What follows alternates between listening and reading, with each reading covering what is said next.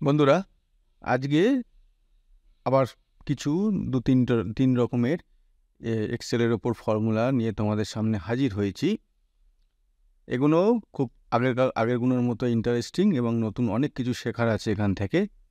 আমাদের এক্সেলে যেগুলো দেখাচ্ছিলাম যে এই ফর্মুলাগুলো শিখে নিলে আমাদের কাজে কত সুবিধে হয়ে যায়, ঠিক তেমনি আজকেও যে তিনটে ফর্মুলা দেখাবো সেগুলোও তোমরা যদি ঠিকমতো শিখে নাও এগুলোও তোমাদের কাজে হেল্প করবে।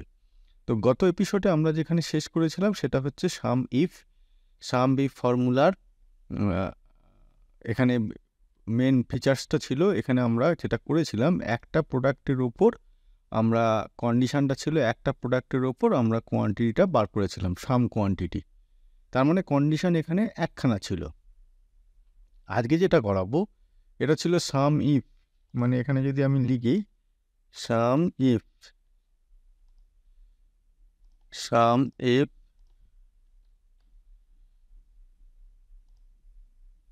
এটা ছিল সাম ইফ একটা কন্ডিশনের ওপর। যদি একাধিক কন্ডিশনের ওপর আমরা এটা করতে চাই তখন হয়ে যাবে সাম ইফস। ঠিক আছে, একটা এস যোগ হয়ে গেল, এটা বোঝানোর পার্থক্য বোঝানোর জন্য এটা করা হয়েছে। একটা এস যোগ হয়ে গেল মানে প্লুরাল। একাধিক কন্ডিশন কি না, এটাই আমরা আগেরটায় যেটা করেছিলাম শুধু প্রোডাক্ট নেম ছিল, প্রোডাক্ট নেমটির ওপরে আমরা কোয়ান্টিটি বার করছিলাম। এখানে দেখছো যে টেবিলটা সেম আছে, কিন্তু এখানে প্রোডাক্ট নেম প্লাস তার সঙ্গে রিজনটা অ্যাড করেছি। এখানে রিজনের জায়গায় অন্য কিছু অ্যাড করা যেতে পারতো, সেলার নেম হোক যা কিছু হোক। আরও তোমরা যেসব নিজস্ব যখন কাজ করবে ওখানে যা যা ওখানে থাকবে সেই অনুযায়ী ওখানে অ্যাড হবে, তো সেই অনুযায়ী তোমরা অ্যাড করে নেবে। তো কন্ডিশন এখানে মোট কথা, কন্ডিশন যেটা আমরা বলতে চাইছি, কন্ডিশন এখানে মোট কথা দুটো, একটা হচ্ছে প্রোডাক্ট নেম মনিটর, আর একটা হচ্ছে রিজন, যেটা আমরা রিজনটা দেবো। প্রোডাক্ট নেমের জায়গায় এখানে অন্যান্য কিছু হতে পারে, আবার রিজনের জায়গায় এখানে আবার অন্যান্য কিছু হতে পারে। তার উপর বেশ করে কতগুলো কোয়ান্টিটি এখানে পাচ্ছি সেইটা আমরা দেখে নেব। তাহলে মাথায় রাখবে সবসময়, এটা যেটা করতে চলেছি এটা হচ্ছে কন্ডিশন একাধিক, একের বেশি। তাহলে একাধিক যদি হয় তাহলে এখানে আমরা কিভাবে বার করব। খুব সোজা ফর্মুলা, এগুলো ডিলিট করে দিয়ে আগে, তাহলে বুঝতে সুবিধে হবে। আগের বার যেমন ইকুয়াল টু সাম ইফ দিয়েছিলাম, এখানেও ঠিক তাই সাম ইফস দেবো ব্র্যাকেট। আর একটা ব্যাপার বলে নিই, এই যখন আমি এই ফর্মুলা দিতে যাব না, এখানে নিচে দেখো এখানে চলে আসছে কি কি পরপর লিখতে হবে, এবং অনেক কটা থাকবে। তার মধ্যে যেটা হাইলাইটেড হবে, মাউসের কার্সারটা দেখো এখানে নিয়ে গেছি, এটা কিন্তু হাইলাইটেড হয়নি, এখানে নিয়ে যাচ্ছি, এখানে কিন্তু হাইলাইট হয়নি, এখানে নিয়ে গেলাম, এইখানে হাইলাইটেড হলো। এখানে কি বলতে চেয়েছে, সাম রেঞ্জ, মানে আমি যে যোগফলটা, যেটা কোয়ান্টিটি, টোটাল কোয়ান্টিটির যে যোগফলটা বার করতে চাইছি তার রেঞ্জটা এখানে দিতে হবে। আমি তো আউটপুটটা আমার চাই, রেজাল্টটা চাই কোয়ান্টিটি, তাহলে তার রেঞ্জটা এখানে দিতে হবে। এইভাবে যদি আমি পরপর এখানে ফর্মুলাগুলো ধরে ধরে এখানে দেখে নিই তাহলে নিজেরাই অনেক কিছু শিখে যাবে, কারোর হেল্প লাগবে না। তো এই যেগুলো আসছে নিচে এখানে নোটগুলো, সেই নোটগুলো কিন্তু তোমরা খুব ভালো করে ফলো করবে।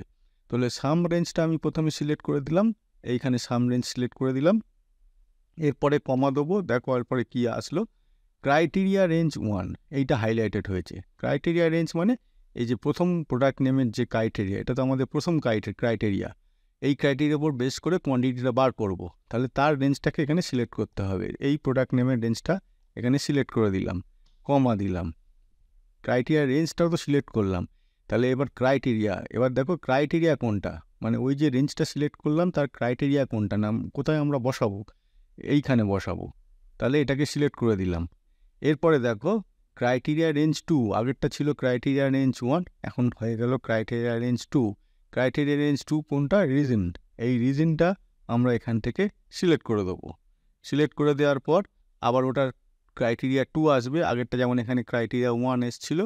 এগুলো দেখুন যেগুলো হয়ে যাচ্ছে আমাদের এখানে ফর্মুলায় পুট করা হয়ে যাচ্ছে সেগুলো হাইলাইটেড হয়ে যাচ্ছে, কিন্তু যেগুলো এখনও হয়নি সেগুলো কিন্তু হাইলাইটেড হচ্ছে না। তাহলে ক্রাইটেরিয়া 2 মানে হচ্ছে আমার এই রিজনটা, এই রিজনের নিচে এইটা, তার মানে এখানে বসবে I4 হলো, ব্যাস। এইরকম আমরা যত যত ক্রাইটেরিয়া বাড়াবো এরকম কমা দিয়ে দিয়ে দিয়ে আমরা বাড়াতে থাকবো। এখানে আমরা দুটো কন্ডিশন নিয়ে কাজ করছি, প্রোডাক্ট নেম আর রিজন, সেই জন্য দুটোর মধ্যে হয়ে গেল। এখানে যদি কন্ডিশন আরও বাড়ে তাহলে এরকম কমা দিয়ে দিয়ে সিম্পলি বাড়িয়ে যাব। তাহলে ব্র্যাকেট ক্লোজ করলাম, এন্টার মারলাম, হয়ে গেল। এবার মনে করো আমি এখানে করে দেখি ফর্মুলাটা হলো কি না। মনিটর লিখছি, কিছু এলো না। কেন আসবে না? এখানে জিরোই দেখাচ্ছে। কেন আসবে না? কারণ আমরা দ্বিতীয় কন্ডিশন এখানে বা দ্বিতীয় ক্রাইটেরিয়া এখানে কিছু লিখিনি। এখানে যদি আমরা নর্থ লিখি তাহলে দেখো ফিক্স 61 চলে এলো। কোথায় কোথায় 61? এই যে এইটা যদি নিই আমি, এইটায় 21 আছে, আর এই নর্থ, এটাও নর্থ রিজিন, দেখো 40 আছে। তাহলে 21 আর 40 মিলিয়ে 61। এখনও তো মনিটর একটা পড়ে রইলো, এই যে মনিটরটা এখানে পড়ে রইলো, এটা দেখালো না। কেন দেখালো না? না, এই ক্রাইটেরিয়াটা ম্যাচ করলো না। এটার রিজিনটা ইস্ট আছে, আমি নর্থ লিখেছিলাম, সুতরাং নর্থ রিলেটেড যেগুলো আছে সেগুলো দেখিয়ে দিল। তাহলে এটা আমাকে বার করতে গেলে কি করতে হবে?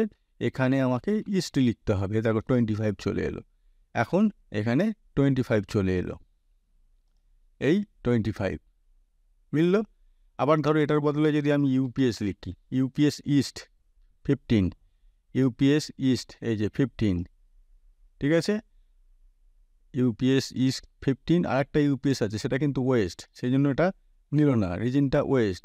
তাহলে এটা যদি আমি এখন ওয়েস্ট লিখি তবেই নেবে 12, এই যে এটা 12 নিল, ঠিক আছে। তাহলে সাম ইফ ফর্মুলার কন্ডিশনটা হচ্ছে আমরা একাধিক ক্রাইটেরিয়া বা একাধিক কন্ডিশন নিয়ে আমরা কাজ করতে পারি, যেটা সাম ইফ ক্ষেত্রে হচ্ছিল না। ওখানে একটাই কন্ডিশন নিয়ে কাজ করতে হচ্ছিল। সেটা তুমি প্রোডাক্ট নেম নিয়ে করো, রিজিন নিয়ে করো, কোড নিয়ে করো, সেলার নেম করো, যেটা খুশি। এখানে আমরা একাধিক নিয়ে করতে পারছি।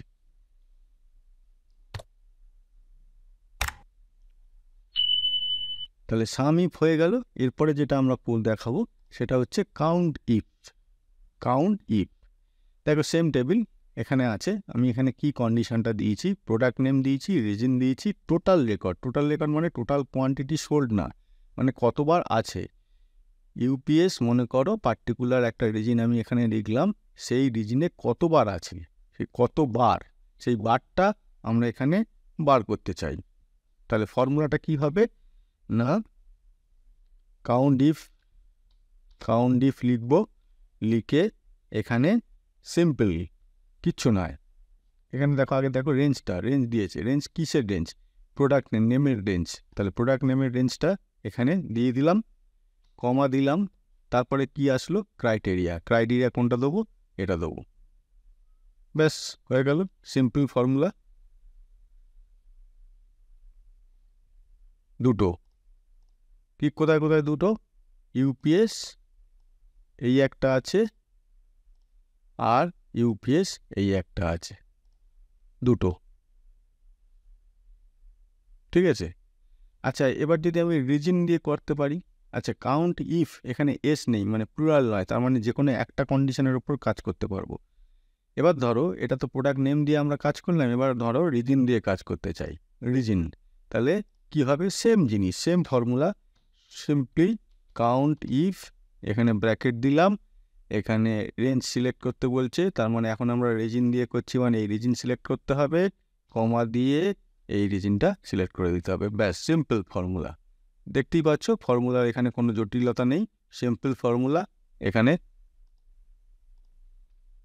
এবার এখানে যদি তুমি নর্থ লেখো দেখাবে 3টে। কেন 3টে?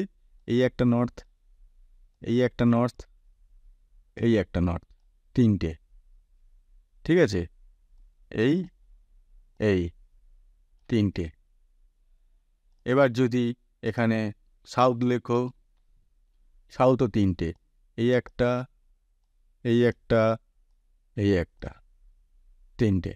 তার মানে আগের কন্ডিশনটায় আমরা যে ফর্মুলা দিয়েছিলাম সেটা প্রোডাক্ট নেমের এগেনস্টে টোটাল রেকর্ড বার করছিলাম, আর এখন যেটা ফর্মুলাটা দিয়েছি সেটা রিজনের এগেনস্টে আমরা টোটাল রেকর্ডটা বার করছি। ফর্মুলা যেগুলো দেবো সেটা দুটোর ক্ষেত্রেই সেম, শুধু যেটা যখন যেটা কন্ডিশন দেবো, প্রোডাক্ট নেম হলে প্রোডাক্ট নেমের রেঞ্জটা সিলেক্ট করতে হবে, আর রিজিন হলে রিজিনের রেঞ্জটা সিলেক্ট করতে হবে। তার মানে এখানে সিঙ্গেল ক্রাইটেরিয়া হলে এই ভাবে আমরা করে নিতে পারি।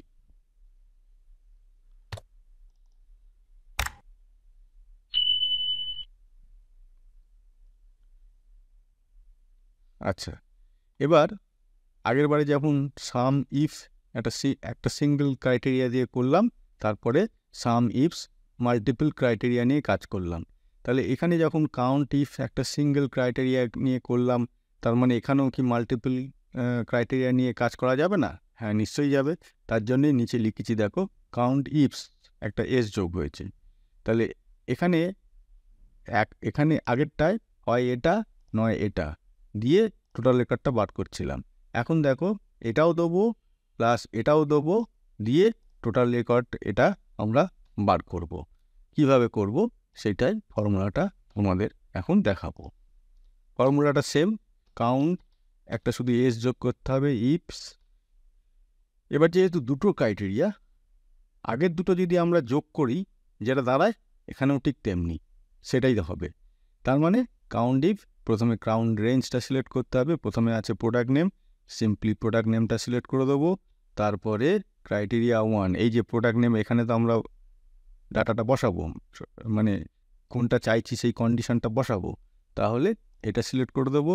তারপরে ক্রাইটেরিয়া রেঞ্জ 2, প্রথমটা হয়ে গেল 1, এখন হয়ে এবার 2 কোনটা না রিজিন আমরা নিয়েছি, তার মানে রিজিনটা সেম যেমনভাবে সাম ইফস করলাম এখানেও ঠিক তেমনি কমা দেবো। তারপরে ক্রাইটেরিয়া 2 মানে এই রিজিনের এই সেলটা সিলেক্ট করে দিলাম, ব্র্যাকেট ক্লোজ করলাম। দেখো প্রোডাক্ট নেম মনে করো মনিটর, রিজিন নর্থ, দুটো। কেন দুটো? এই একটা আর এই একটা, নর্থে ওর দুটোই ম্যাচ করলো, মনিটরও ম্যাচ করলো আর রিজিনও ম্যাচ করলো, এরকম কন্ডিশানে দুটো আমাদের রেকর্ডে পেল। এটা কিন্তু নিল না, কারণ এটা রিজিনটা কন্ডিশানটা ম্যাচ করলো না, প্যারামিটার্সটা ম্যাচ করলো না। কি না ইস্ট, এই যে ইস্টটা এখানে যেহেতু আছে সেই জন্য ম্যাচ করলো না, দেখালো না।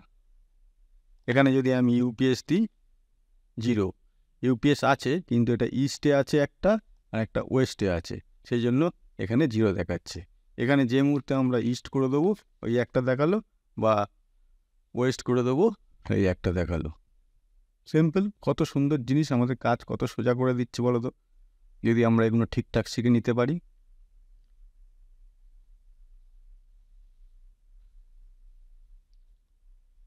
তাহলে এরকমই ইন্টারেস্টিং ফর্মুলা যেগুলো আমাদের ডেলি কাজে লাগবে, যারা এক্সেল নিয়ে কাজ করে বা করতে চায়, ডেলি কাজে লাগবে, সেরকমই ইন্টারেস্টিং ফর্মুলা তোমাদের সামনে একের পর এক আমরা নিয়ে এসে হাজির হচ্ছি। আগামী দিনেও হব আরও নতুন নতুন ফিচার্স নিয়ে, নতুন নতুন ফর্মুলা নিয়ে। ভালো তো লাগছে, কিন্তু ভালো লাগলে শুধু হবে না, ভিডিওগুলো লাইক করতে হবে, নিজেদের চেনাশোনা বন্ধুবান্ধবদের মধ্যে শেয়ার করতে হবে। আর যারা সাবস্ক্রাইব করানি তারা এই রকম ইন্টারেস্টিং টপিকের ওপর ভিডিও পেতে সাবস্ক্রাইব করতে হবে, যাতে তোমরা ঠিক সময় এইরকম ভিডিওগুলো তোমাদের কাছে পেয়ে যাও এবং তোমরা শিখে তোমাদের নিজেদের কাজে অ্যাপ্লাই করতে পারো। তো আজকে এই পর্যন্ত বন্ধুরা, থ্যাংক ইউ।